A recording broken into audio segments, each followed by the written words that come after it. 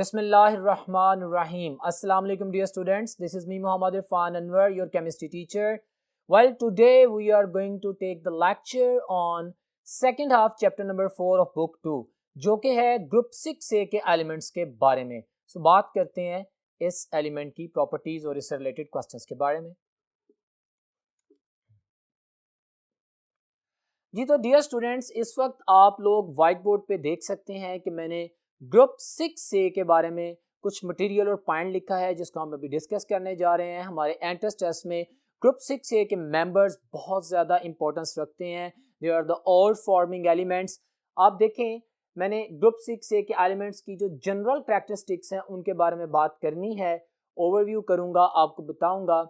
आमतौर पर जब हम ग्रुप 6A एलिमेंट्स की बात करते हैं जिसमें ऑक्सीजन, सल्फर, सेलेनियम, टेलोरियम और पोलोनियम शामिल हैं, ये इंपॉर्टेंट एलिमेंट्स का ग्रुप है. इनको चाल्कोजेंस भी कहते हैं, यानी ओर फॉर्मिंग. इनके वैलेंस शेल में 6 इलेक्ट्रॉन्स होते हैं. Ns2Np4 इनकी इलेक्ट्रॉनिक कॉन्फ़िगरेशन होती है वैलेंस शेल की. ये तमाम बातें हम जानते हैं. अब हमारे पास जब मैंने चाल्कोजेंस कहा तो हमें पता है कि अर्थ क्रस्ट में जितनी भी ओर्स हैं यूजुअली अपने ऑक्साइड्स की फॉर्म में पाई जाती हैं और इसी तरह हमारे पास सल्फाइड्स की फॉर्म में पाई जाती हैं. अगर हम इनके मेन पॉइंट्स को डिस्कस करें जो कि एंट्रेंस टेस्ट के पॉइंट ऑफ व्यू से बहुत इंपॉर्टेंट है, तो हम देखते हैं हमने क्या लिखा. फॉर एग्जांपल, हमारे पास पहले तो इनका इंट्रोडक्शन करवाया गया ना कि हमारे पास इस ग्रुप में, ग्रुप 6A के एलिमेंट्स में, all are the non metals except polonium. Polonium जो नीचे वाली the least the down most element है, वो एक रेडियो एक्टिव एलिमेंट और आप पता है वो मेटल होती है. ठीक है, that is the radio active metal. बाकी oxygen non metal, sulphur non metal, selenium and tellurium are also the non metals. तो ये बेसिक इंट्रोडक्शन है, इंफॉर्मेशन है, आपको पता होना चाहिए. एलोट्रोपी इस ग्रुप के एलिमेंट्स की स्पेसिफिक प्रॉपर्टी है. व्हाट आर एलोट्रोप्स हम पढ़ चुके हैं, बारहा आप जानते हैं कि when one pure element, the pure substance, an element exists in more than one crystalline form, they are the allotropes. Okay, ये मोर देन वन फॉर्म. अगर क्रिस्टलाइन की बात करें तो एलोट्रोपी के साथ हमारे जेन में एक सॉलिड की बात आती है, बट ऑक्सीजन तो गैस है. ऑक्सीजन के 2 एलोट्रोप्स होते हैं, ओजोन एंड O2. कोई भी एक एलिमेंट अगर एक से ज्यादा फॉर्म में पाया जाए तो दैट इज द एलोट्रोपी. इस ग्रुप के एलिमेंट्स की वो प्रॉपर्टी है. ऑक्सीजन के 2 एलोट्रोप्स होते हैं, जैसे मैंने बताया. सल्फर के 3 होते हैं, अल्फा, बीटा, गैमा. इसी तरह हमारे पास सेलेनियम के जो हैं वो भी 2 एलोट्रोप्स होते हैं जिसको हम कह सकते हैं रेड एंड ग्रे फॉर्म. और टेलोरियम के metallic and non metallic forms होती हैं जो कि आपके सामने है. तो एलोट्रोपी जो है इन ग्रुप के एलिमेंट्स की मेन प्रॉपर्टी है, आपके सामने है. अब बात करते हैं catenation. What is catenation? The self linking property is called catenation. हमारे ज़हन में क्वेश्चन आता है कि क्या सिर्फ कार्बन ही कैटिनेशन करता है? ऐसा नहीं है. सल्फर भी कैटिनेशन करता है, एसिड की फॉर्म में पाया जाता है. फास्फोरस भी कैटिनेशन P4 की फॉर्म में पाया जाता है. ऑक्सीजन अभी O3 की फॉर्म में सेल्फ लिंकिंग है.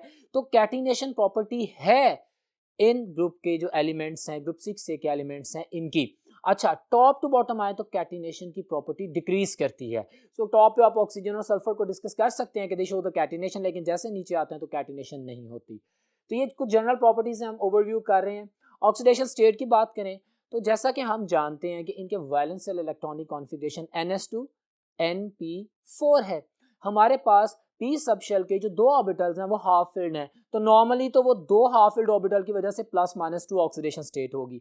अगर ऐसा होता है कि इनके px में मौजूद इलेक्ट्रॉन जंप अप करता है उन एलिमेंट्स में जिनके पास d सब शेल है, जैसे सल्फर और उससे नीचे वाले एलिमेंट्स, तो फिर हमारे पास 4 अनपेयर्ड ऑर्बिटल्स आ जाते हैं. तो हमारे पास ऑक्सीडेशन स्टेट +-4 भी हो सकती है.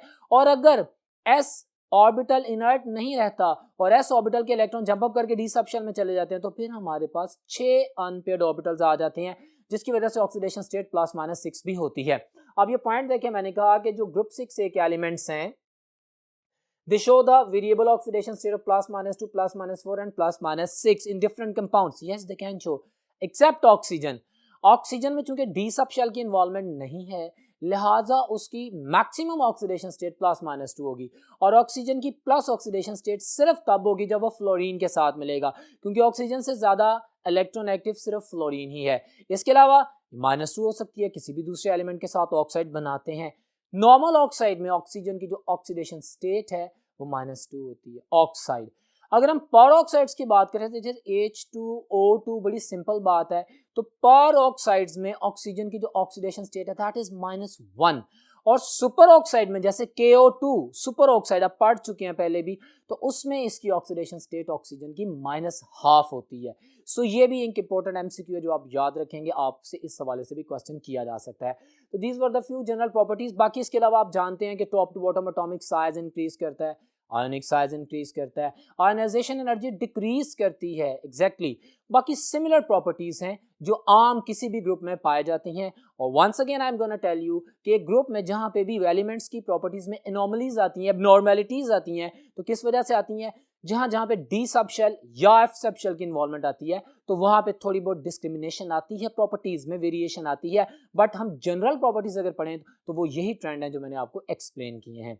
वेल डियर स्टूडेंट्स, इसके अलावा इस इंफॉर्मेशन की बेस पे मैंने कुछ एमसीक्यूज लिखे हैं जिनको हम प्रैक्टिस करते हैं और हमें अंदाज़ा भी हो जाएगा कि ये क्वेश्चन किस तरह से पूछे जा सकते हैं। फॉर एग्जांपल पहले एमसीक्यू देख रहे हैं जो कि मैंने इंफॉर्मेशन बेस्ड कहा है कि red and grey are the allotropic forms of. Option A में मैंने ऑक्सीजन कहा, नहीं, इसमें तो O2 और ओजोन होता है। Selenium, yes this is my answer, क्योंकि सल्फर में alpha beta gamma 3 allotropic forms होती हैं, मैंने अभी बताया था। अगर हम सिलीनियम की बात करें तो ये मेरे पास रेड एंड ग्रे दो एलोट्रोपिक फॉर्म्स में पाया जाता है, और जहां तक टेलोरियम का ताल्लुक है वो मेटालिक और नॉन मेटालिक दो एलोट्रोप्स जो हैं वो पाए जाते हैं। So this is a thing which is important to memorise. आगे एमसीक्यूज की अगर बात करें तो ग्रुप 6 से ग्रुप्स के हवाले से, ग्रुप 6 से members show +-2 +-4 +-6 oxidation state. Oxygen shows, अभी मैंने बोला था कि ऑक्सीजन कौन कौन सी ऑक्सीडेशन स्टेट शो कर सकती है। देखते हैं अल्फा ऑप्शन -2 +2, ठीक है, -1 हाँ हमें पता है ये सुपर ऑक्साइड्स में होती है, और -1 हाँ हमें पता है ये पर ऑक्साइड्स में होती है। तो answer is all of them. तो ये एक इन्फॉर्मेटिव क्वेश्चन है जो कि ना सिर्फ हमारे नॉलेज को चेक करता है बल्कि हमें रिवाइज भी करवाता है कि हमें ऑक्सीजन की पॉसिबल ऑक्सीडेशन स्टेट्स का पता होना चाहिए। तीसरा एमसीक्यू लिखा है मैंने, galena is the ore of. Well, हम जब भी किसी ग्रुप को पढ़ते हैं स्टूडेंट्स, तो ग्रुप को इंट्रोड्यूस करने के बाद उसकी जनरल अक्रंस की बात करते हैं, जिसमें एलोट्रोप्स का भी तस्करा आ गया, जिसमें इससे रिलेटेड कंपाउंड्स का भी आएगा, तो हमने ओर्स वगैरह को भी याद करना होता है। सो ये सवाल हमारे पास ओर्स के नेम के हवाले से है। मैंने आपको कहा कि इनऑर्गेनिक केमिस्ट्री में जो हमारे पास किसी भी ग्रुप के एलिमेंट्स की ओर्स या मिनरल्स का टेबल है वो हमें याद होना चाहिए। एंट्रेंस में हमें उनकी ओर्स का नाम भी पता होना चाहिए, उनके फार्मूलाए का भी पता होना चाहिए। जैसे ये क्वेश्चन है, उसने कहा कि galena is the ore of oxygen, अगर मुझे पता होगा तो मैं आंसर करूंगा सिलीनियम, नहीं, मैं जानता हूं galena is the name of lead sulphide, PbS, lead sulphide को गैलीना बोलते हैं। So this is the ore of the sulphur. So ये इंफॉर्मेशन जो कि किसी भी ग्रुप के इंट्रोडक्शन में आती है, जिसमें तमाम बेसिक चीज़ें आती हैं, उसमें जो जो नॉर्मलिटीज़ आती हैं और जो जो उनकी कॉमन अक्रस के नाम हैं, ये बहुत मैटर करते हैं, आपने याद करना है।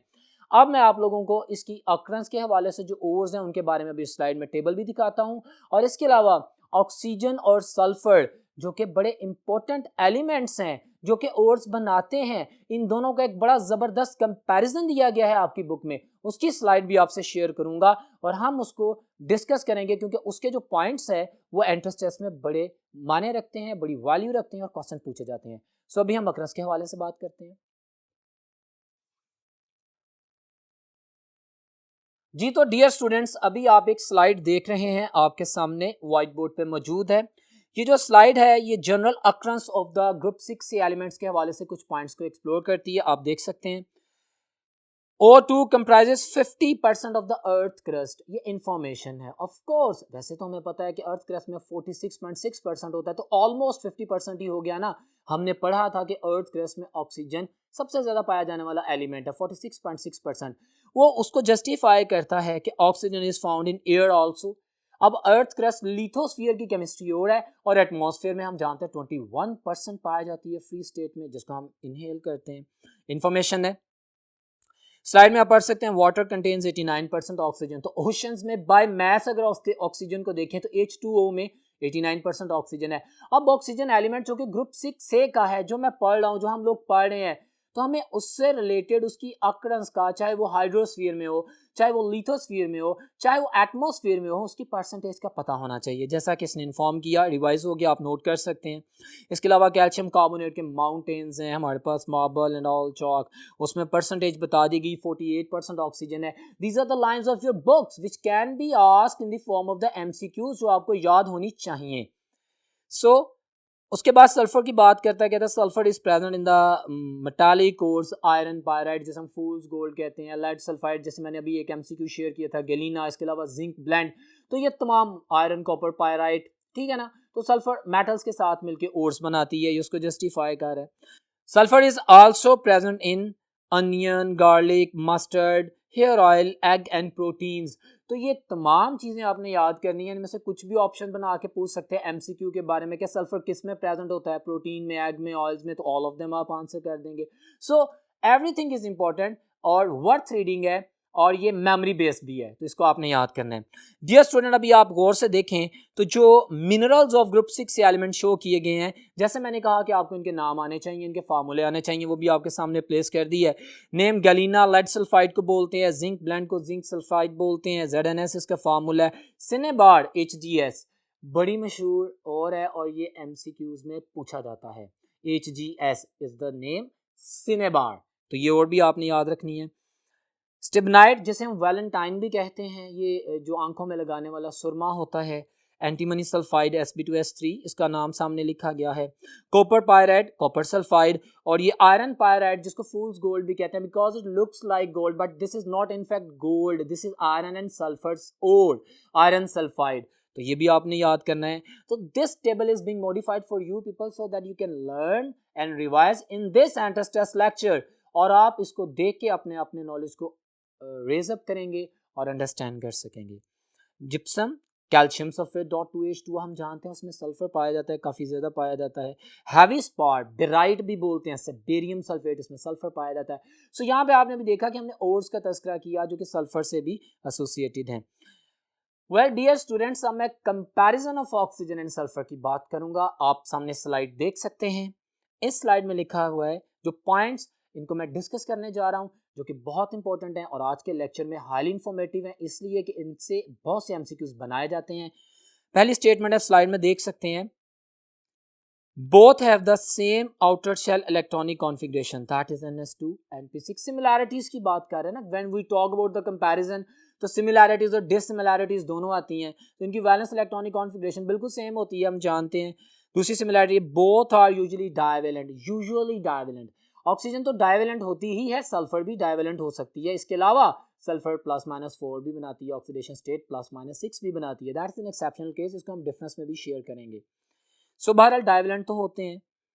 उसके बाद बोथ शो एलोट्रोपी, हमने भी बताया कि ऑक्सीजन के 2 एलोट्रोप्स हैं, सल्फर के 3 एलोट्रोप्स हैं, एलोट्रोपी शो करते हैं, बिल्कुल ठीक है। बोथ हैव पॉलीएटॉमिक मॉलिक्यूल्स, यानी कैटिनेटेड स्ट्रक्चर होते हैं। O3 पॉलीएटॉमिक मॉलिक्यूल, इस तरह सल्फर के एसिड की मैंने बात की थी, तो दे आर पॉलीएटॉमिक, एक ही मॉलिक्यूल में एक जैसे कई एटम आपस में सेल्फ लिंकिंग कर रहे हैं। तो कैटिनेशन की प्रॉपर्टी जो मैंने जनरल कैरेक्टरिस्टिक्स में अभी आपको एक्सप्लेन की थी, आपके सामने है। उसके बाद both are found in both free and combined states, बिल्कुल जी, फ्री स्टेट में ऑक्सीजन भी पाई जाती है, सल्फर भी पाई जाती है, और इनकी ओर्स तो हमने देख ही ली हैं। उससे पहले था both combine with non metals and form covalent compounds, बिल्कुल ऐसा है, ये ऑक्सीजन भी कोवेलेंट कंपाउंड बनाता है, सल्फर भी कोवेलेंट बॉन्ड से कोवेलेंट कंपाउंड बनाता है। तो it's a common property, similarity या ऑक्सीजन और सल्फर के दरमियान में। इसके बाद बात करते हैं, both are typical non metals, yes they are typical non metals, इनके जो रिएक्शंस हैं वो typical non metallic in nature होते हैं।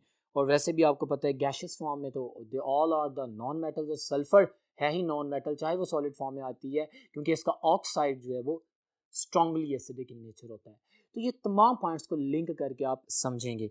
अब हम बात करते हैं कुछ इनके डिफरेंसेस की कंपैरिजन में। आप सामने स्लाइड पे देख सकते हैं, मैंने आपके सामने प्लेस की है। मैं पहले की बात करता हूँ, तो वही डाटा जो हमने पढ़ा है वही रिवाइज हो रहा है। वो कहता है 2 एलोट्रोपिक फॉर्म्स ऑफ ऑक्सीजन और सल्फर की 3 है, जो मैंने बताया। हमारे पास रोम्बिक है, मोनोक्लिनिक है एंड प्लास्टिक है। Of course alpha beta gamma को मैं कह सकता हूँ रोम्बिक, और ये MCQ में पूछा जाएगा, MCQ में कि मोनोक्लिनिक, रोम्बिक एंड प्लास्टिक किसकी क्रिस्टलाइन फॉर्म है या एलोट्रोपिक फॉर्म्स हैं, तो आप कहेंगे सल्फर की, ठीक हो गया। उसके बाद आता है हमारे पास gas at ordinary temperature, oxygen gas होती है, सल्फर सॉलिड होता है, पॉइंट ऑफ डिफरेंस है। Sparingly soluble in water oxygen और sulphur is insoluble in water. Sulphur पानी में सॉल्युबल नहीं होता, ऑक्सीजन स्लाइटली सॉल्युबल होती है। जैसे हमने वाटर प्यूरिफिकेशन में भी बात की हुई है कि पार्ट्स पर मिलियन में ऑक्सीजन मौजूद होती है जिसको एक्वाटिक लाइफ यूज़ करती है फॉर देयर सर्वाइवल, लेकिन सल्फर पानी में सॉल्युबल नहीं होता। ये एमसीक्यू है, इसके ऊपर बार बार मैंने फोकस किया, आप याद रखेंगे इसे। उसके बाद कहता है कि helps in the combustion, oxygen helps in burning. Sulphur is combustible, sulphur खुद से जलता है, ऑक्सीजन मदद करती है जलने में। सो ये भी एक पॉइंट है। Does not react with water, और हमारे पास सल्फर कैन रिएक्ट, ये पॉइंट मैंने एलाबोरेट किया है। ऑक्सीजन पानी से, एसिड से, बेसिस से रिएक्शन नहीं करती, क्लियर, सल्फर करता है। आपके सामने मैं पॉइंट बोल भी देता हूं। वो कहते हैं boiling sulphur reacts with steam producing a little hydrogen sulphide and sulphur dioxide. Reaction कर रहा है ना। अब आपके पास ऑक्सीजन का रिएक्शन ये है, do not react with acids अभी बोल दिया, oxygen do not react with the alkalies, जबकि हमारे पास readily oxidised by the concentrated sulphuric acid. अभी आपको मैं जब कंसंट्रेटेड एसिड पढ़ाऊंगा तो उसमें आप देखेंगे उसकी प्रिपरेशन में कि किस तरह हमारी ये बात सच प्रूफ होती है, सल्फर रिएक्शन करता है। सो इस तरह ही reaction with the alkali solutions, जारी बात है एसिडिक नेचर है तो रिएक्शन कर देगा अल्कलीज के साथ, acid based kind of reaction होगा, और इसके अलावा ऑक्सीडेशन रिएक्शंस भी होंगे। तो ये आपके पास बड़ा सिंपल सा कंपैरिजन है। इट शो -2 -1 -1/2 +2 ऑक्सीडेशन स्टेट, जो मैं बात कर चुका हूँ, और sulphur +-2 +-4 and +-6 oxidation state show करता है। So these all are important MCQ. The very important point, oxygen is paramagnetic. हमने मोलेकुलर ऑर्बिटल डायग्राम बनाई थी जब हम मोलेकुलर ऑर्बिटल थ्योरी को पढ़ रहे थे, तो हमने कहा था कि वो मॉलिक्यूल जिसके डायटोमिक फॉर्म में 2 अनपेयर्ड इलेक्ट्रॉन्स हों, वो या एक भी अनपेयर्ड इलेक्ट्रॉन हो, या जितने भी अनपेयर्ड इलेक्ट्रॉन हो, that is being attracted by the magnet, उसको हम पैरामैग्नेटिक कहते हैं। सल्फर को मैं कह रहा हूँ डायामैग्नेटिक है। Here comes a question mind of the student कि भाई वैलेंशियल इलेक्ट्रॉनिक कॉन्ट्रीब्यूशन तो वही है, तो एमओटी डायग्राम सल्फर में क्या होता है कि वो डायामैग्नेटिक हो जाता है। तो माय डियर स्टूडेंट्स, ये डायटोमिक फॉर्म में कम एग्जिस्ट करता है, या तो ये मोनोटोमिक फॉर्म में बात करते हैं एग्जिस्ट करता है, उसमें इसकी कॉन्फ़िगरेशन में पैरामैग्नेटिज्म का रोल नहीं आता। अदरवाइज S4 या S8 में जब हम इसका स्ट्रक्चर ड्रॉ करते हैं तो इसके पास तमाम के तमाम फील्ड इलेक्ट्रॉनिक ऑर्बिटल्स होते हैं, डायामैग्नेटिक है। Sulphur is diamagnetic and oxygen is paramagnetic in nature. So these all properties which were depicting the comparison between oxygen and sulfur जो आपके सामने हैं बहुत इंपॉर्टेंट हैं। Every line could be a possible MCQ, इसको thoroughly पढ़िएगा, याद कीजिएगा जिसको हमने डिस्कस किया। और अब हम बात करते हैं very important compound sulphuric acid के बारे में। See on the white board, sulphuric acid आप देख सकते हैं व्हाइट बोर्ड पे H2SO4, मैंने उसका स्ट्रक्चर भी बनाया हुआ है। इस स्ट्रक्चर से आपको अंदाजा हुआ होगा कि ये एक डाइबेसिक एसिड है। ये 2 H पॉजिटिव आयंस को जनरेट करता है, H2SO4। इसका मैंने एक लीविस स्ट्रक्चर ड्रॉ किया आपके सामने। सल्फ्यूरिक एसिड को किंग ऑफ केमिकल्स भी कहते हैं, इसको ऑयल ऑफ विट्रियोल भी कहते हैं, इसके कॉमन नेम्स भी पूछे जा सकते हैं एमसीक्यू में। ये बड़ा ज़बरदस्त और बहुत ही इंपॉर्टेंट कंपाउंड है इंडस्ट्रियली जी। तो सल्फ्यूरिक एसिड की प्रिपरेशन के हवाले से हम लोग बात कर रहे हैं। सल्फ्यूरिक एसिड की जो प्रिपरेशन है वो हमारे पास 2 तरीकों से हो सकती है, लेड चैम्बर प्रोसेस और कॉन्टैक्ट प्रोसेस। कॉन्टैक्ट प्रोसेस हमारे सिलेबस में है, लेड चैम्बर प्रोसेस हमारे सिलेबस में नहीं है, लेकिन ये एंट्रेंस टेस्ट है, आपको उसका पता होना चाहिए। लेड चैम्बर प्रोसेस में हमारे पास जो सल्फ्यूरिक एसिड बनाया जाता है उसमें क्वांटिटी तो ज़्यादा होती है लेकिन उसकी क्वालिटी इतनी अच्छी नहीं होती है। आप देखिए मैंने लिखा है कि लेड चैम्बर प्रोसेस से जो सल्फ्यूरिक एसिड बनाया जाता है उसकी क्वांटिटी लार्ज होती है और उसकी क्वालिटी इतनी अच्छी नहीं होती। लेकिन कॉन्टैक्ट प्रोसेस से, जो कि हमारे सिलेबस में है, जो प्रोसीजर अभी मैं आपको पढ़ाऊंगा बताऊंगा, उसमें मेरे पास बेस्ट क्वालिटी सल्फ्यूरिक एसिड को प्रिपेयर किया जाता है, लेकिन quantity comparative to the lead chamber process थोड़ी कम होती है। Right now we are going to discuss the method of preparation of the sulphuric acid, the king of chemicals, through contact process. So देखते हैं हमारे पास कॉन्टैक्ट प्रोसेस में क्या procedure है, क्या चीज़ अडॉप्ट की जाती है। डियर स्टूडेंट्स, सबसे पहले कॉन्टैक्ट प्रोसेस में मेरे पास एक चीज का बनना जरूरी है, दैट इज सल्फर डाइऑक्साइड। आप देख सकते हैं मैंने सल्फर डाइऑक्साइड की प्रिपरेशन का टाइटल दिया है। इसको पायराइट बर्नर में या तो डायरेक्ट सल्फर को ऑक्सीजन के साथ जला के बना दिया जाता है सल्फर डाइऑक्साइड गैस, या आयरन सल्फाइड जिसे हम फूल्स गोल्ड भी कहते हैं या आयरन पायराइट भी कहते हैं, इसको बर्न करते हैं, कंबस्ट करते हैं, हमारे पास आयरन ऑक्साइड बनता है और साथ में एक्सेस अमाउंट में सल्फर डाइऑक्साइड बनती है। अब जब हम सल्फर डाइऑक्साइड गैस को किसी भी और को या प्योर सल्फर को बर्न करके जनरेट करते हैं, बनाते हैं, सल्फ्यूरिक एसिड बनाने के लिए हमें किसी भी रिएक्टेंट को प्यूरिफाई करना जरूरी होता है। तो हम बर्निंग के बाद या preparation of the sulphur dioxide के बाद इसको प्यूरिफाई करते हैं ताकि हमारे पास अगले प्रोसीजर में 100% प्योर SO2 ही जाए। सो वो स्टेप्स देखने के लिए हम चलते हैं नेक्स्ट बोर्ड पे। जी तो डियर स्टूडेंट्स, आप लोग देख सकते हैं इस वक्त व्हाइट बोर्ड के ऊपर मैंने प्यूरिफिकेशन यूनिट को DCS DAT इन 6 स्टेप्स में डिवाइड किया है। First D is the dust chamber. इसमें क्या किया जाता है, मैंने लिखा है, उन पॉइंट्स को एलाबोरेट किया है। हर पॉइंट में से MCQ पूछ सकता है, वो पूछ सकता है कि प्यूरिफिकेशन यूनिट के इस चैम्बर में क्या होता है, किस से होता है और कैसे होता है। Watch this. तो डस्ट चैम्बर में इंजेक्शन की जाती है स्टीम की। स्टीम जितने भी डस्ट पार्टिकल्स हैं उनके साथ अटैच होकर उनको सेटल डाउन कर देती है। सो इसको हम डस्ट चैम्बर को डस्ट रिमूविंग चैम्बर भी बोलते हैं।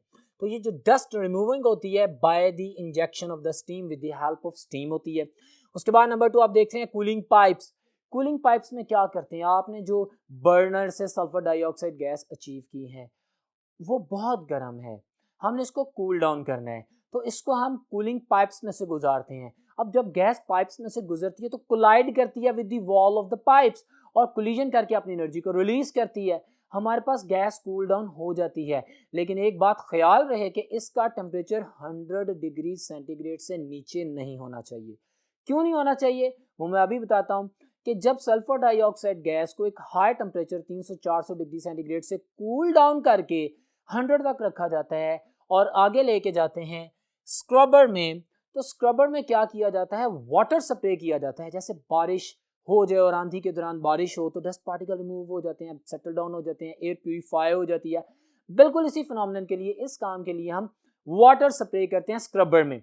अब अगर टेम्परेचर 100 डिग्री सेल्सियस से कम होगा तो SO2 sulphur dioxide gas water के साथ रिएक्शन कर देगी, एब्जॉर्ब हो जाएगी, सल्फ्यूरस एसिड बन जाएगा और हम ये नहीं चाहते। हमने सल्फ्यूरिक एसिड बनाना है, हम सल्फर ट्राइऑक्साइड गैस बनाना चाह रहे हैं। सो इसलिए टेम्परेचर 100 डिग्री सेंटीग्रेड से नीचे नहीं किया जाता कि इस हाई टेम्परेचर पर स्क्रबर में जब वाटर स्प्रे किया जाता है तो SO2 में वाटर एब्जॉर्ब नहीं होता। ठीक है, उसके बाद हमारे पास ड्राइंग टावर है। Definitely when you are going to spray the water तो उसमें कुछ ह्यूमिडिटी भी आ जाएगी, नमी भी आ जाएगी, टेम्परेचर 100 से ऊपर है ना, तो आप उसको रिमूव करना चाहते हैं तो ड्राइंग करते हैं। Drawing is a physical change. Physical change में क्या होता है कि मॉइस्ट जो पहले से मॉइस्चर बनी होती है उसको एब्जॉर्ब कर दिया जाता है with the help of sulphuric acid, the concentrated sulphuric acid का स्प्रे किया जाता है। सो यहाँ पे मेरे पास ड्राइंग टावर में कंसंट्रेटेड सल्फ्यूरिक एसिड का स्प्रे किया जाता है, जितनी भी मॉइस्चर है वो एब्जॉर्ब हो जाती है। नेक्स्ट हमारे पास, अब नॉर्मली हमारे पास जो गैस आ गई है उसमें इम्प्योरिटीज़ चली गई हैं, उसमें कोई रश नहीं है, प्रॉब्लम नहीं है। हाँ एक फियर है, माइट पॉसिबल उसमें आर्सेनिक का ऑक्साइड हो, क्योंकि जब आप ओर्स को हासिल कर रहे हैं, उसको बर्न कर रहे हैं, उसके अंदर ऑक्साइड्स डिफरेंट काइंड के बनते हैं। बाकी तो हमने रिमूव कर दिए, कुछ हाई टेम्परेचर पे अनस्टेबल हो गए, लेकिन आर्सेनिक ऑक्साइड के होने की पॉसिबिलिटी है। आर्सेनिक ऑक्साइड जो है वो इनहिबिटर है। वो रिएक्शन जो हमने सल्फर डाइऑक्साइड और ऑक्सीजन को मिला के सल्फर ट्राइऑक्साइड गैस बनाना है, अगर ये मौजूद होगा तो ये एज ए नेगेटिव कैटलिस्ट काम करेगा, इनहिबिट करेगा, उसे रोक देगा, और हम ये नहीं चाहते इंडस्ट्री में। सो आर्सेनिक ऑक्साइड का रिमूव होना जरूरी है। प्यूरिफिकेशन यूनिट में जो आर्सेनिक चैम्बर है इसमें freshly prepared ferric hydroxide place किया जाता है और गैस को उसके साथ कॉन्टैक्ट किया जाता है। आर्सेनिक ऑक्साइड रिएक्शन कर जाता है फेरिक हाइड्रोक्साइड के साथ, यानी ट्रैप हो जाता है। अब हमारे पास sulphur dioxide gas pure form में मौजूद है, but even then we shall check कोई इंप्योरिटी तो नहीं बच गई। हम टेस्ट बॉक्स या टेस्टिंग बॉक्स में से उस तमाम गैस वॉल्यूम को गुजारते हैं।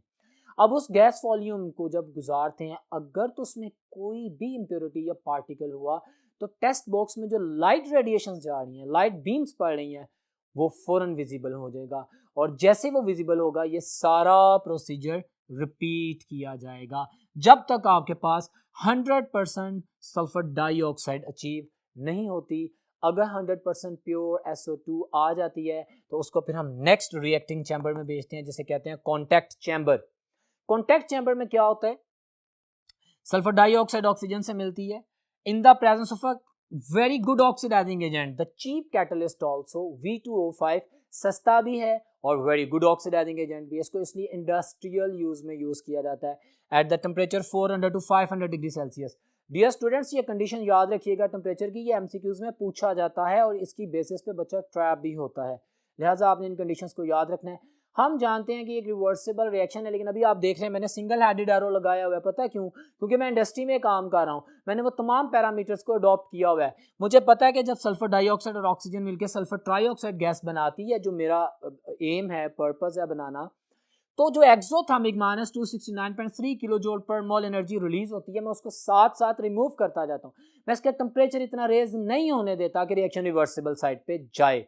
दूसरा, ये जो प्रोडक्ट बनती जा रही है इसको साथ साथ रिमूव करते रहते हैं ताकि इक्विलिब्रियम की पोजीशन ना आए और वन डायरेक्शन रिएक्शन चलता रहे।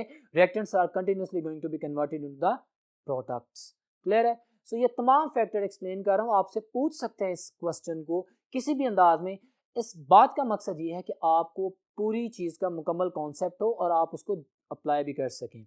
सो नेक्स्ट आते हैं एब्जॉर्प्शन यूनिट में। वेल यहाँ पे एक बड़ा अच्छा क्वेश्चन रेज होता है और आपने पहले भी पढ़ा है, नहीं तो मैं दोबारा बता रहा हूँ। अब हम ये सोचते हैं कि भाई सल्फर ट्राइऑक्साइड गैस बन गई, एब्जॉर्प्शन टावर या एब्जॉर्प्शन यूनिट में अगर मैं SO3 का पानी से रिएक्शन करवा दूं तो H2SO4 क्या नहीं बनेगा? बिल्कुल बनेगा, H2SO4 बनेगा। लेकिन हम क्या कर रहे हैं आप देख सकते हैं, मैं H2SO4 98% प्योर H2SO4 का रिएक्शन SO3 से करवा रहा हूं। मेरे पास पायरोसल्फ्यूरिक एसिड या ओलियम बनता है, H2S2O7 बनता है।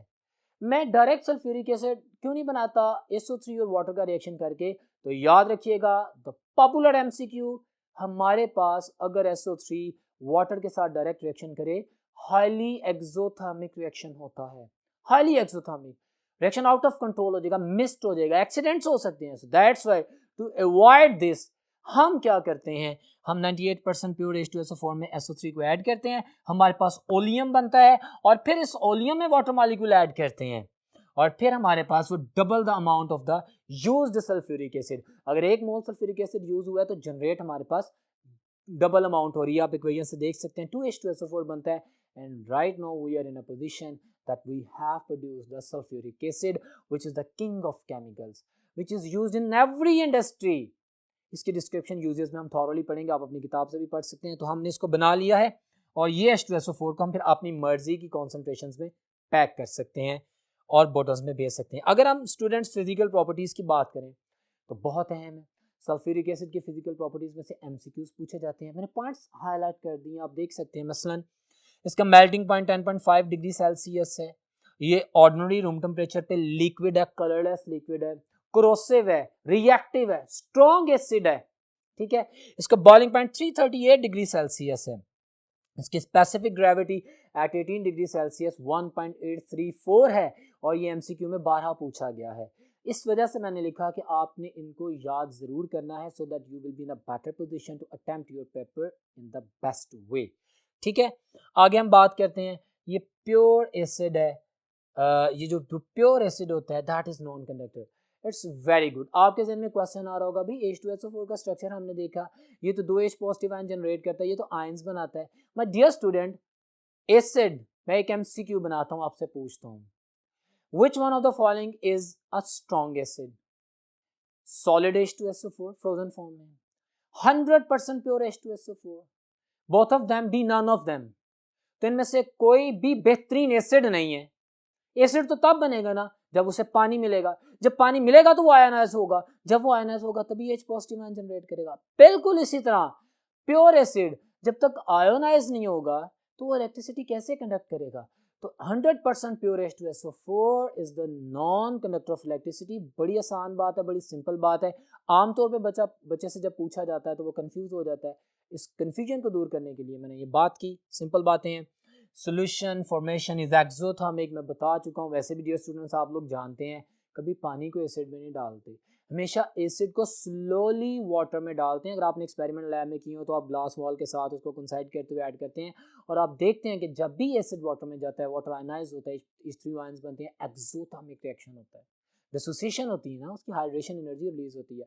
सो यही पॉइंट मैंने यहाँ पे लिखा। तो ये कुछ फिजिकल प्रॉपर्टीज हैं जो आपके सामने रखेंगी। अब हम बात करेंगे chemical properties of the sulphuric acid की, जो कि एंट्रेंस टेस्ट के हवाले से बहुत इंपॉर्टेंट है और मैंने कोशिश की है कि उन तमाम कॉम्प्लेक्स केमिकल प्रॉपर्टीज को निहायत सिंपल और कोरिलेटिव में आप लोगों के सामने प्रेजेंट किया जाए। सो चलते हैं नेक्स्ट बोर्ड की तरफ। जी तो डियर स्टूडेंट्स, हम केमिकल प्रॉपर्टीज की बात करते हैं सल्फ्यूरिक एसिड की। सबसे पहली बात, सल्फ्यूरिक एसिड डाइबेसिक एसिड है। सल्फ्यूरिक एसिड H2SO4 को जब पानी में डिसोसिएट करते हैं तो इसकी डिसोसिएशन होती है, पहले एक H पॉजिटिव आयन निकलता है, HSO4 नेगेटिव 1 आयन बनता है, फिर HSO4 नेगेटिव 1 आयन दूसरे H पॉजिटिव को रिलीज करता है और SO4 -2 आयन बनता है और ओवरऑल हमारे पास H2SO4 ने 2 प्रोटॉन रिलीज किए, इसने 2 बेसिस को न्यूट्रलाइज किया, so it's a dibasic acid. Chemical property acid की पढ़ने जा रहे हैं। स्ट्रॉन्ग एसिड है, बहुत रिएक्टिव एसिड है और बड़ा इंपॉर्टेंट एसिड है, हर इंडस्ट्री में यूज होता है। अपनी बुक के पॉइंट ऑफ व्यू से हम उन कुछ पॉइंट्स को हाईलाइट करते हैं जिनको मैंने सिंबलाइज किया है। और नंबर 1 उसके बाद मैं बात कर रहा हूँ रिएक्शन एज एन एसिड। भाई acid as an acid behave करेगा तो किसी भी बेस के साथ रिएक्शन करेगा। आप मैंने 2 सिंबलाइज किए हैं, कास्टिक सोडा एक स्ट्रॉन्ग बेस है, एसिड के साथ मिलकर सॉल्ट एंड वाटर बन रहा है। इसी तरह कोई भी दूसरी बेस KOH हो सकता है, उसका सॉल्ट बन जाएगा, साथ में वाटर बनेगा। तो एसिड बेस रिएक्शन में एसिड बेस के साथ रिएक्शन करता है, सॉल्ट बन जाता है, वेरी सिंपल।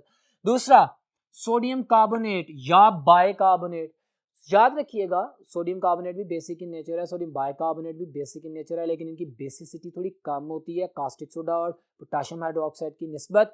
बहरहाल बेसिस तो हैं और H2SO4 एक स्ट्रॉन्ग एसिड है, वो तो इनसे रिएक्शन कर लेगा आसानी से। जिनमें भी कार्बोनेट होगा ना, जिन भी बेसिस में CO3 होगा, वो CO2 गैस को लिबरेट करेंगे, तो हमारे पास सॉल्ट बनेगा, वाटर बनेगा और साथ में कार्बन डाइऑक्साइड एवेपोरेट हो जाएगी इसमें से। इसके बाद हम बात करते हैं reaction with salts. But dear students, common chemistry है, जब भी कोई सॉल्ट क्या होता है, एक एसिड और बेस से बना हुआ एक कंपाउंड। तो जब भी कोई सॉल्ट किसी स्ट्रॉन्ग एसिड से या किसी भी मिनरल एसिड से रिएक्शन करता है तो प्रोडक्ट में एक नया एसिड और नया सॉल्ट बनता है। डिस्प्लेसमेंट होती है ना, आयंस की पॉजिटिव नेगेटिव आपस में कंबाइन होकर नया एसिड नया सॉल्ट बनाते हैं। बिल्कुल इसी तरह सॉल्ट जब किसी बेस के साथ रिएक्शन करता है तो एक नई बेस और नया सॉल्ट बनता है। अब यहाँ पे हम सल्फ्यूरिक एसिड से रिएक्शन करवाने जा रहे हैं किसी भी सॉल्ट का, चाहे NaCl हो, चाहे Na2SO4 हो, चाहे कोई भी सॉल्ट हो, तो आप देखते हैं हमारे पास वो रिएक्शन करता है, नाइट्रेट्स हो सकते हैं, क्लोराइड्स हो सकते हैं, they react with the sulphuric acid, एक नया सॉल्ट बनता है और साथ में नया एसिड बन जाता है, HCl एसिड बन जाएगा और सोडियम सल्फेट सॉल्ट बन जाएगा। तो एक एक रिएक्शन लिखा है सर जस्टिफाई करने के लिए कि आपको कॉन्सेप्ट कैरी हो जाए, आपको डिफरेंट सॉल्ट्स दे सकता है, आपने गौर से देख के उसका रेलिवेंट एसिड बना देना है, ठीक है। जैसे मैं अगर चिली सॉल्ट पीटर दे दूं, NaNO3 आपको दे दूं और कहूँ भी सल्फ्यूरिक एसिड से रिएक्शन करो तो क्या बनेगा, आप कहेंगे NaNO3 एक सॉल्ट है, सल्फ्यूरिक एसिड से रिएक्शन करेंगे तो सोडियम सल्फेट एक नया सॉल्ट बनेगा और साथ में H2SO4 की जगह नाइट्रिक एसिड, क्योंकि उसमें नाइट्रेट आयन आ जाएगा ना, नाइट्रिक एसिड एक नया एसिड बन जाएगा। सो this is a chemistry for you, simple. The important thing, the reaction with the metals. Dear students, ये MCQ भी बन सकता है, मिसाल के तौर पे मैं आपसे एक MCQ पूछता हूँ, metals react with acids and their reaction depends upon option A temperature condition, option B concentration of the acid, option C nature of the metals, option D all of them। तो answer is all of them। मैंने ये तीनों points अलहदा किए जो कि concept हैं। हमारे पास सल्फ्यूरिक एसिड एक एसिड है, मेटल से रिएक्शन करेगा और उन्हीं मेटल में से डिफरेंट मेटल्स के साथ डिफरेंट प्रोडक्ट्स देगा। फॉर एग्जांपल कॉपर डिल्यूट के साथ अलहदा प्रोडक्ट देती है और कॉन्सेंट्रेटेड सल्फ्यूरिक एसिड के साथ अलहदा प्रोडक्ट देती है। क्या चीज़ें डिपेंड करती हैं सल्फ्यूरिक एसिड के रिएक्शन में कि हमारे पास कॉन्सेंट्रेशन ऑफ एसिड क्या है, हमारे पास टेम्परेचर कंडीशंस क्या हैं और हमारे पास ये जो 3 फैक्टर मैंने लिखे हैं, कॉन्सेंट्रेशन ऑफ द एसिड क्या है, नेचर ऑफ द मेटल क्या है, टेम्परेचर क्या है। सो अब देखते हैं कैटेगरी ए में। आप देख सकते हैं मैंने पॉइंट्स लिखे हैं, आपकी बुक में रिएक्शंस हैं, मैं उस डाटा को एंट्रेंस टेस्ट के पॉइंट ऑफ व्यू से एक्सप्लेन करने जा रहा हूं, जरा गौर से सुनिएगा भाई। Metals iron, zinc, tin, magnesium, ये डिल्यूट सल्फ्यूरिक एसिड से रिएक्शन करती हैं और मैंने तो लिख दिया सॉल्ट्स बनाती हैं। जाहिर बात है सल्फेट्स बन जाएंगे, iron sulphate, zinc sulphate, tin sulphate, magnesium sulphate, ठीक है सॉल्ट बनेगा। मेटल्स पे पॉजिटिव चार्ज इसके नेगेटिव से मिल जाएगा।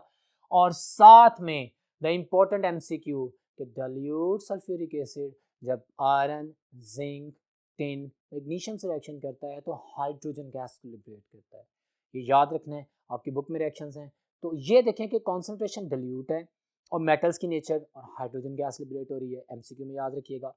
कैटेगरी में देखें मैंने लिखा है copper, silver, mercury, lead, gold. Well gold तो वैसे भी हम कहते हैं नोबल रिएक्शन नहीं करता, लेकिन एक पॉइंट देखें मैंने लिखा है cold concentrated H2SO4। Copper, silver, mercury, lead और गोल्ड, यानी लेड, मरकरी, सिल्वर और कॉपर भी गोल्ड जैसा बिहेवियर शो करते हैं, बिल्कुल रिएक्शन नहीं करते अगर कोल्ड कंसंट्रेटेड H2SO4 को रिएक्ट करवाया जाए।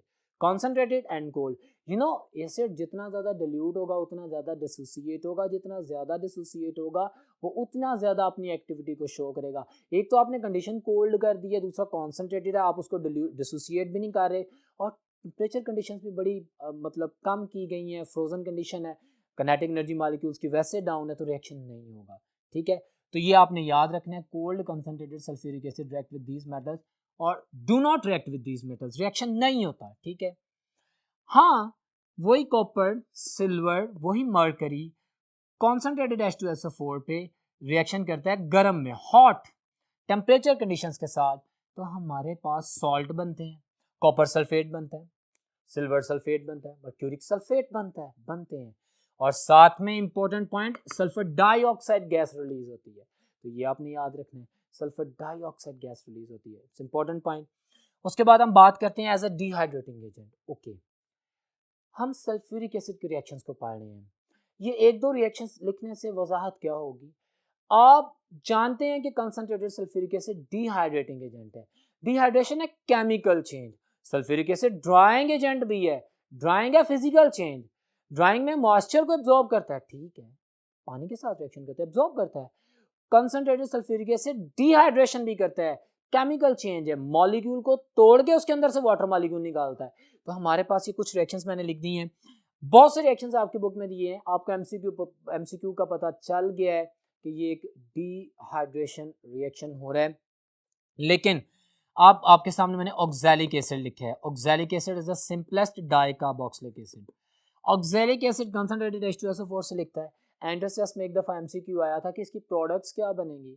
The product obtains when concentrated sulfuric acid reacts with the simplest dicarboxylic acid, that is oxalic acid, are option A carbon monoxide, option B carbon dioxide, option C water, D all of them। तो आप कहेंगे all of them, या आपसे पूछेगा carbon monoxide या carbon dioxide और both of them पूछ लेगा तो आप कहेंगे बोथ ऑफ देम। क्लियर है, आपके सामने है। हाँ, formic acid for simplest monocarboxylic acid, formic acid जिसे मैथेनोइक एसिड भी कहते हैं, जब ये डिहाइड्रेट किया जाता है कॉन्सेंट्रेटेड H2SO4 से तो बिल्कुल डिहाइड्रेशन होती है, वाटर मॉलिक्यूल एलिमिनेट होता है, डिहाइड्रेशन हो रही है, और साथ में कार्बन मोनोऑक्साइड जो कि पॉइजनस गैस है वो बनती है। तो ये भी आपने याद रखना है, हर चीज़ इंपॉर्टेंट हो जाती है अगर आप थॉरली पढ़े, गौर से पढ़ें, आपसे पूछा जाए और आप आंसर कर सकें तो बहुत आसान है। फिर देखें carbohydrates, glucose, sugar, sucrose, starch, कोई भी कार्बोहाइड्रेट है, जब कॉन्सेंट्रेटेड सल्फ्यूरिक एसिड को उसके ऊपर ड्रॉप करते हैं उसके साथ रिएक्शन करता है, और जब ये रिएक्शन करता है तो उसमें से वाटर रिमूव कर देता है। कार्बोहाइड्रेट्स में से जब हाइड्रा पानी निकाल दिया जाएगा तो पीछे प्योर कार्बन बचेगा, that is black in colour. तो जब भी आप कार्बोहाइड्रेट का कॉन्सेंट्रेटेड H2SO4 से रिएक्शन करवाते हैं तो कार्बन ब्लैक बचता है, पीछे जितने भी नंबर ऑफ कार्बन एटम्स हो जो कि आपकी बुक में लिखे हैं, और साथ में वाटर रिमूव हो जाता है। ठीक हो गया। अब reaction with gases, sulphuric acid किसी भी कंट्री में उसकी इंडस्ट्रियल प्रोग्रेस का बैरोमीटर कहलाता है। It is a scale of the industrial promotion. पता है क्यों? क्योंकि ये हर इंडस्ट्री में यूज़ होता है, ऑलमोस्ट हर रिएक्शन में यूज़ होता है, और इसके यूजेस की जनरल बात कर रहा हूँ कि वो यही आएंगे जो आपके सामने है। अब इसको हर रिएजेंट से रिएक्ट करवाया जा सकता है। मसलन देखें गैसेस में, अभी मैंने कॉन्टैक्ट प्रोसेस में सल्फर डाइऑक्साइड गैस जो कि एसिडिक इन नेचर है, उसका 98% सल्फ्यूरिक एसिड जो कि एसिड है, उस रिएक्शन करवाया, बिल्कुल करवाया, रिएक्शन हो गया, ओलियम बना, वही मैंने यहाँ पे लिख दी है H2S2O7। इस तरह acid H2SO4, king of chemical कहते हैं सल्फ्यूरिक एसिड को, और एमोनिया को कहते हैं queen of chemicals. Sulphuric acid is the king of chemical, it is acidic in nature. जब ये basic in nature, queen of chemicals, ammonia से रिएक्शन करता है तो अमोनियम सल्फेट बनता है। इससे simple reaction, acid based reaction है। लेकिन ये दोनों चूंकि गैसेज हैं तो इनको मैंने गैस की कैटेगरीज में प्लेस कर दी है। क्वेश्चन कर सकते हैं आपसे। दूसरा रिएक्शन है precipitation reactions. Well dear students, precipitation reactions वो होते हैं कि जिनको जब परफॉर्म किया जाए तो फौरी तौर पे कुछ कलर्ड या सिंपल प्रेसिपिटेट्स, किसी भी कलर के या वाइट प्रेसिपिटेट्स बन जाएं। आपकी बुक में जो रिएक्शंस दिए गए हैं वो मैंने लिखे हैं, आप देख सकते हैं। बेरियम क्लोराइड सल्फ्यूरिक एसिड से रिएक्शन करता है, तो बेरियम क्लोराइड H2SO4 से जब रिएक्शन करता है तो हमारे पास बेराइट, जिसे हम हैवी स्पॉर भी कहते हैं, बेरियम सल्फेट को हैवी स्पॉर या बेराइट भी कहते हैं, ये फौरी तौर पे वाइट प्रेसिपिटेट्स की फॉर्म में सेटल डाउन हो जाता है, साथ में HCl बन जाता है। बिल्कुल इसी तरह लेड नाइट्रेट, जब इसका रिएक्शन सल्फ्यूरिक एसिड से करवाते हैं तो हमारे पास लेड सल्फेट के प्रेसिपिटेट फौरी तौर पे सेटल डाउन हो जाते हैं, साथ में रेलेवेंट एसिड बन जाता है। सो प्रेसिपिटेशन रिएक्शंस भी शो करता है। और ये जो रिएक्शंस हैं ये different kind of the analysis में यूज आते हैं for the confirmation of the different kind of the ions present in the material. Important reactions हैं। इसके अलावा माय डियर स्टूडेंट्स, हम लोग बात करते हैं reaction as oxidising agent. Good, आप मैंने एक मिसाल दी है H2S, सल्फ्यूरिक एसिड, जितने भी इक एसिड्स हैं they are oxidising agents. Sulphuric acid oxidising agent है। नॉन मेटल कार्बन का रिएक्शन आपकी बुक में सल्फर का रिएक्शन है, यहाँ पे मैंने H2S का रिएक्शन लिखा है। फास्फोरस के साथ रिएक्शन करवा दें तो आपको पता है कि ये रिएक्शन होते हैं, और आपके पास इनमें से जब इनको रिएक्ट करवाया जाता है तो सल्फ्यूरिक एसिड इनको ऑक्सीडाइज कर देता है, कार्बन डाइऑक्साइड बन जाती है, सल्फर डाइऑक्साइड बन जाती है, डेफिनेटली साथ में बाय प्रोडक्ट्स बनती हैं। और जहाँ पे मैंने H2S का रिएक्शन किया है तो आप देख सकते हैं कि removal of hydrogen as well as increase in the oxidation state. यहाँ पे एक तो हाइड्रोजन रिमूव हो गई, दूसरा सल्फर यहाँ पे -2 था तो यहाँ पे 0 हो गया। Increase in oxidation state is also a kind of reaction जिसमें ऑक्सीडेशन होती है, removal of hydrogen, oxidation reaction etcetera. तो ये एक कुछ कैटेगरी रिएक्शंस की लिखी है। माय डियर स्टूडेंट, इसके अलावा आप एरोमेटिक कंपाउंड्स के साथ भी सल्फ्यूरिक एसिड के रिएक्शन पढ़ के आए हैं। सल्फोनेशन होती है, हमारे पास मिसालें मौजूद हैं, तमाम रिएक्शंस होते हैं। अच्छा, यहाँ पे मैं एक और चीज़ शेयर करना चाहूँगा। माय डियर स्टूडेंट्स, ये जो मैंने रिएक्शन अभी लास्ट में आपको एक्सप्लेन किया है जिसमें sulphuric acid is behaving as oxidising agent, अब आपके पास सल्फ्यूरिक एसिड ऑक्सीडाइजिंग एजेंट्स से भी रिएक्शन करता है। What do you mean by? हम ऑर्गेनिक केमिस्ट्री में जोन्स रिएजेंट पढ़ के आए हैं, पोटेशियम डाइक्रोमेट प्लस H2SO4। हम ऑर्गेनिक केमिस्ट्री में KMnO4 प्लस H2SO4 पढ़ के आए हैं। हम कहते थे KMnO4 is an oxidising agent, potassium dichromate is an oxidising agent. जब ये सल्फ्यूरिक एसिड से रिएक्शन करते थे तो नेसेंट ऑक्सीजन जनरेट करते थे, वो ऑक्सीडाइजिंग एजेंट जब सल्फ्यूरिक एसिड से रिएक्शन करते हैं तो मजीद पावरफुल ऑक्सीडाइजिंग एजेंट बन जाते हैं, स्ट्रॉन्ग ऑक्सीडाइजिंग एजेंट बन जाते हैं। तो ये एमसीक्यू भी आप अपने जहन में रखिएगा कि सल्फ्यूरिक एसिड इस तरह भी रिएक्ट करता है। सल्फ्यूरिक एसिड की इतनी डाइवर्सिटी है, इतने डाइवर्सिफाइड रिएक्शंस हैं कि इसको हम हर इंडस्ट्री में यूज़ कर सकते हैं। But dear students, last word मैंने लिखा है the uses of sulphuric acid, इसके डिस्क्रिप्शन में बोल रहा हूँ। Sulphuric acid as an acid use होता है। सल्फ्यूरिक एसिड हमारे पास केमिकल इंडस्ट्री में रीजेंट के तौर पे यूज होता है। सल्फ्यूरिक इंडस्ट्री लैब में यूज होता है। सल्फ्यूरिक एसिड फार्मास्यूटिकल इंडस्ट्री में यूज होता है। सल्फ्यूरिक एसिड लेदर इंडस्ट्री में यूज होता है। सल्फ्यूरिक एसिड फूड इंडस्ट्री में यूज नहीं हो रहा, डायरेक्ट फूड पार्टिकल में यूज नहीं हो रहा, बस ये याद रखना है। इसके अलावा polymer industry, plastic industry, metallurgy, purification of the alcohol, in every kind of the reactions you can use the sulfuric acid। आपकी बुक में जो इसके यूजेस लिखे हैं आप उन्हें थॉरली पढ़िएगा, जहन में रखिएगा। आज के लेक्चर में ग्रुप 6A के members oxygen, sulphur, selenium, tellurium, polonium की general properties, physical properties, occurrence, उनके रिलेटेड कंपाउंड्स, ऑक्सीजन सल्फर का comparison, preparation of the sulphuric acid, ये सारा पढ़ा हमने और रिएक्शंस को भी हाईलाइट किया। मैं उम्मीद करता हूं कि आप लोग इस लेक्चर से अपने आप को ज़रूर मुस्तफ़ीद करेंगे और जो पॉइंट्स मैंने हाईलाइट किए, जो मैंने बताए हैं, आप उनके ऊपर ज़रूर सोचेंगे और इंशाल्लाह ताला इस नॉलेज की बेस के ऊपर आपका टेस्ट बहुत अच्छा होगा। इंशाल्लाह नेक्स्ट लेक्चर में मुलाकात होगी, तब तक अल्लाह हाफिज़।